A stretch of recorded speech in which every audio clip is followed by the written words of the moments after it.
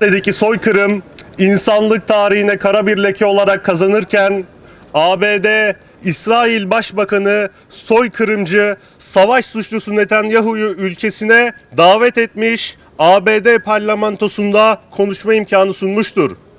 Netanyahu'nun Gazze'deki vahşetle alay edercesine kurduğu hakikat dışı cümleler ABD'li parlamenterler tarafından sık sık çoğunlukla da ayakta alkışlanmıştır. ABD parlamentosu tıpkı Hitler Almanyası'nın Reichstag'ı gibi yüzyıllar boyunca hafızalardan silinmeyecek bir utanç fotoğrafı vermiştir.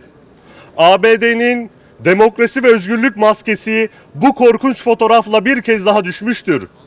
Parlamentoda alkışlar hiç şüphe yok ki Batı'nın soykırımcı karakterine bir yüceltme olduğu kadar batılı değerlerin de cenaze törenidir. İsrail'in Gazze'de aylardır sürdürdüğü vahşetin ana sorumlusunu ağırlayan ve destekleyen ABD Kongresi'ni bu eylemden ötürü şiddetle kınıyoruz. Parlamento içinde tek başına direnen Reşida Talib'e ve parlamento dışındaki eylemcilere dayanışma mesajlarımızı ve selamlarımızı iletiyoruz. Filistin ve Gazze yalnız değildir. Herkes sırtını dönse de Türkiye Filistin mücadelesini her koşul altında desteklemeyi sürdürecektir.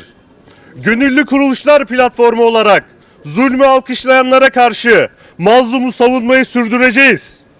Filistin ve Gazze'nin asil direnişini de bir kez daha hürmetle selamlıyoruz.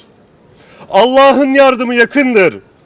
Nice zayıf topluluklar güçlü topluluklara galip gelmiştir ve şüphesiz hakikat er ya da geç zafer kazanacaktır.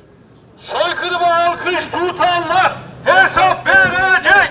Soykırıma alkış tutanlar hesap verecek.